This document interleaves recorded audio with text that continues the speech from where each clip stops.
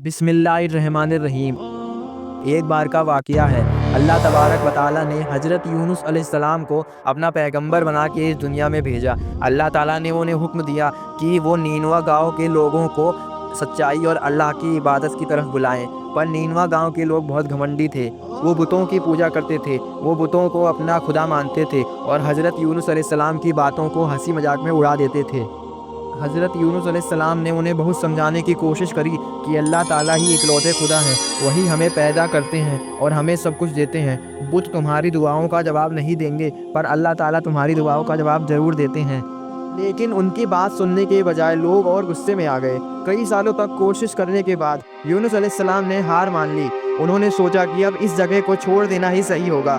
बिना अल्लाह के हुक्म के वो वहाँ से चले गए और एक जहाज़ में सवार हो गए। कुछ टाइम बाद जहाज़ जब बीच समुद्र में पहुंचा तो अचानक एक खौफनाक तूफान आ गया। जहाज़ डगमगाने और हिलने लगा और डूबने की कगार पे आ गया।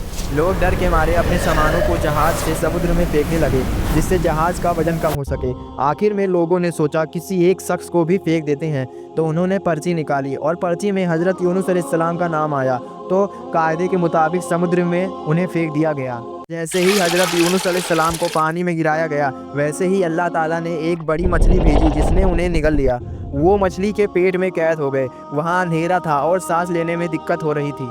उन्होंने तभी महसूस किया कि उन्होंने अल्लाह ताला का हुक्म नहीं माना, इसलिए अल्लाह ताला ने उन्हें इस मुसीबत में डाला है।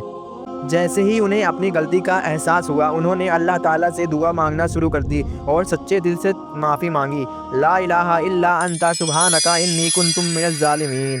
ऐ अल्लाह, आपके सिवा कोई इबादत के लायक नहीं, आप सबसे पाक हैं, मैंने गलती की है, मुझे माफ़ करें।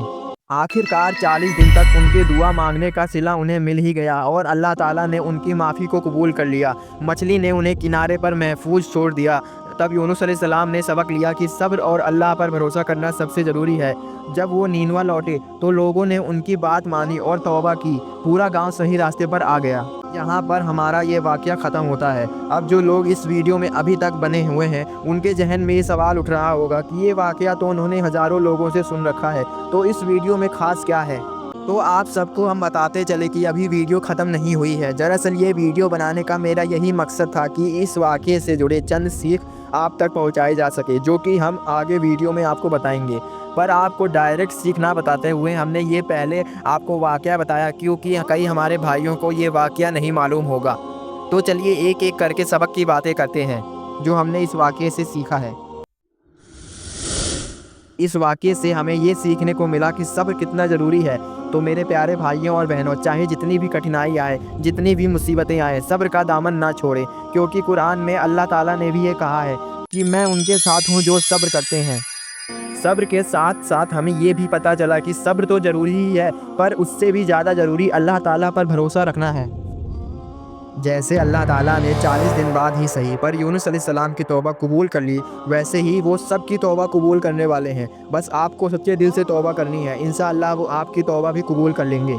इस वाक़ये से हमें दुआ की ताकत भी जानने को मिली कि मछली के पेट में होने के बावजूद बिना कुछ खाए कुछ पिए हज़रत यूनुस अलैहिस्सलाम 40 दिन तक ज़िंदा रहे। किसकी वजह से? दुआ और अल्लाह ताला की रहमो करम की वजह से। अगर आपको इस वीडियो से कुछ सबक सीखने को मिला हो तो इस वीडियो को औरों तक भी शेयर करें, जिससे और हमारे भाइयों को ये सबक सीखने को मिलेंगे। और ऐसे ही दीन और इस्लाम से जुड़े वीडियोस देखने के लिए दावत इस्लाम को सब्सक्राइब करना ना भूलें। अल्लाह हाफिज़।